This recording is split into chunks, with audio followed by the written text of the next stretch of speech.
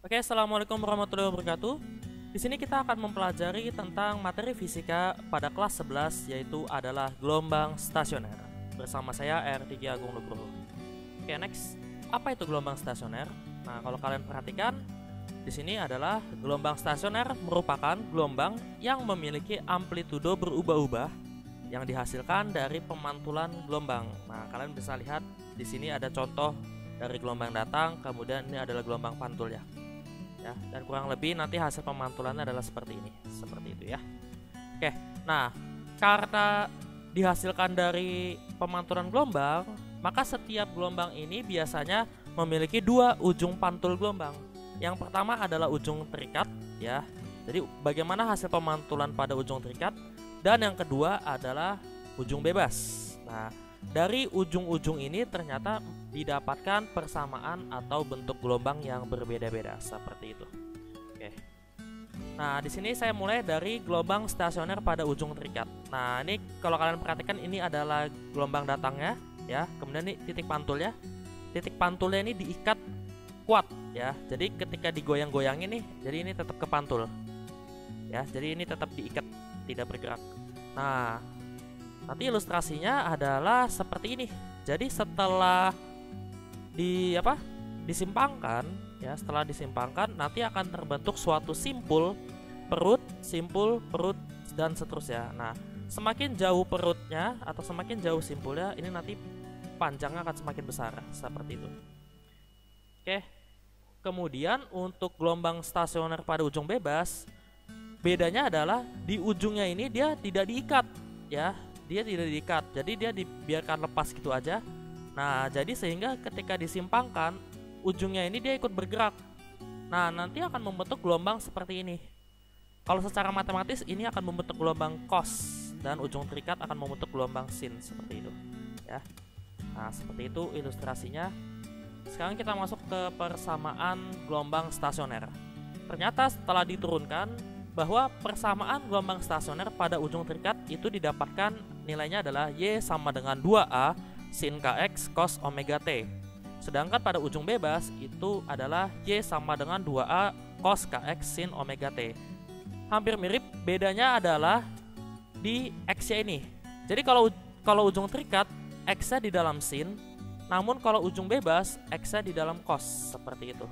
Kemudian untuk amplitudo gelombang stasioner ini adalah nilai amplitudo berdasarkan jarak X ya. Jadi amplitudo stasioner diambil dari mana? Amplitudo stasioner itu diambil dari sini nilainya ya. Nah, begitu pula dengan ujung bebas, ini juga amplitudo stasioner hanya sampai Kx seperti itu. Oke. Nah, ini tadi adalah bentuk gelombangnya. Jadi kalau untuk ujung terikat ini nanti terbentuk simpul satunya di sini, perut 1, kemudian simpul 2, perut 2, simpul 3. Nah, simpul itu menandakan bahwa gabungannya menghasilkan amplitudo minimum ya. Jadi di sini saya tulis simpul gelombang itu adalah gabungan dua gelombang yang menghasilkan amplitudo minimum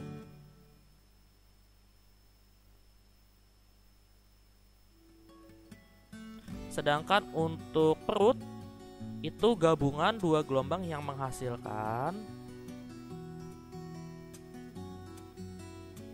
amplitudo maksimum. Nah, bisa dilihat di gambar ini.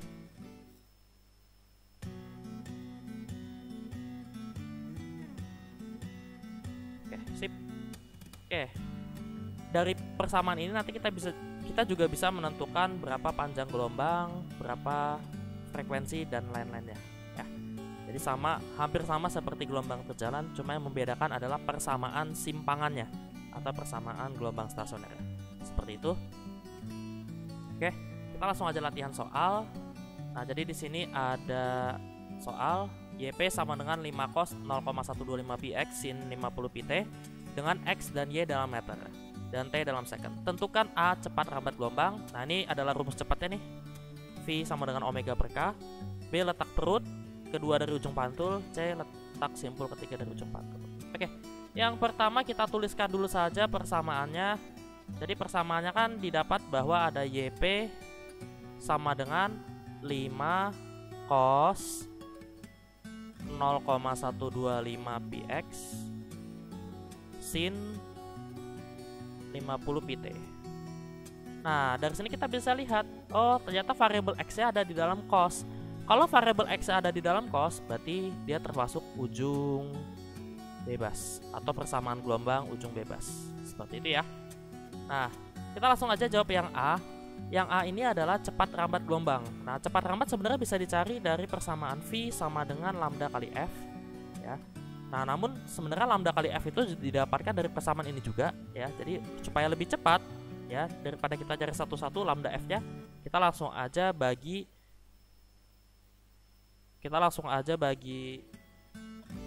V sama dengan omega per K. Nah, omeganya itu dari soal adalah ini ya, yang di depan T itu selalu omega, berarti 50pi dibagi dengan K. K-nya ini adalah 0,125pi. Nah, di mana 0,125pi itu sama aja dengan 1/8, berarti 50pi dibagi 1/8pi. Pi-nya bisa kita coret dulu, maka nanti didapatkan hasil V-nya itu adalah 50 dikali 8, yaitu adalah 5 kali 8 itu 400. Karena ini dalam meter ya, karena ini dalam meter dan second, berarti di sini adalah 400 meter per second. Oke, sip. Semoga bisa dipahami. Oke, yang B ditanya adalah letak perut kedua dari ujung pantul. Nah, kalau kita mau nyari letak perut juga simpul, kita harus cari dulu panjang gelombangnya. Jadi pertama ya, kita cari panjang gelombangnya dulu dari persamaan. Panjang gelombang itu nanti kalian bisa dapat dari bilangan gelombangnya atau K-nya ya, dimana K sama dengan 2pi per lambda. Maka K-nya kamu lihat aja di soal ya, dia yang di depan X, berarti K-nya ini adalah 0,125pi atau K-nya ini adalah 1/8pi. 1/8pi sama dengan 2pi per lambda. Pi-nya bisa coret, maka ini tinggal kali silang, didapatkan lambdanya adalah 16 meter. Udah, dari sini kita bisa dapat deh nilai B, perut kedua ya. Perut kedua berarti P2. Nah, bagaimana kita bisa mencarinya? Kita ilustrasikan dulu saja dengan gambar seperti itu ya.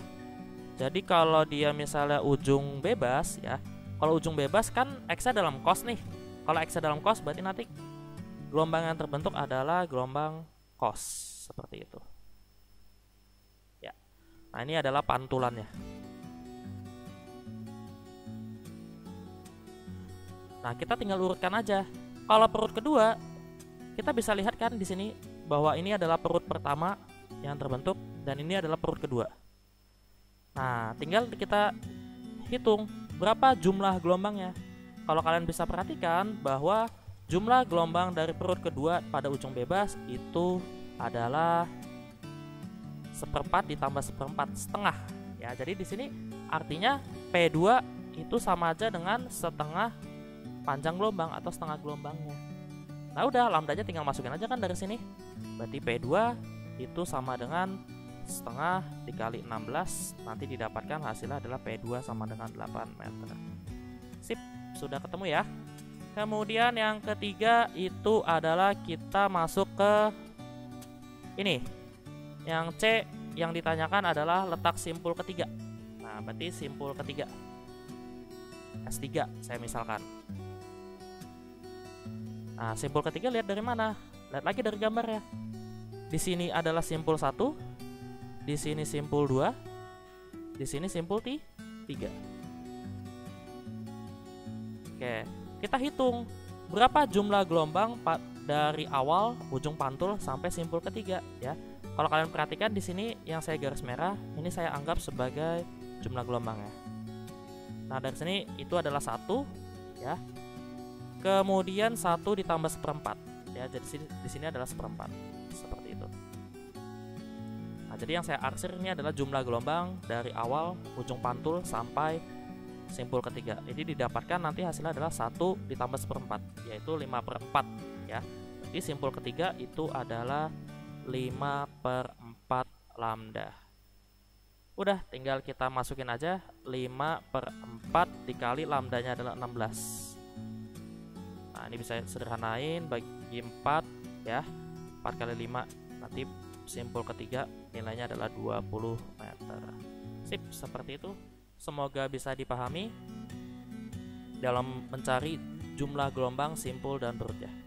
Oke, untuk nomor 2 saya akan mengerjakan ya. Jadi di sini kalian bisa perhatikan ya. Persamaan gelombangnya adalah Y sama dengan 0,4 sin 5πx dikali cos 20 pi t, seperti itu. Nah, dimana Y dan X dalam meter dan T dalam second. Yang pertama, tentukan cepat rambat gelombang. Oke, cepat rambat gelombang simpel sekali ya. Langsung aja kita masuk. V itu sama dengan omega per K.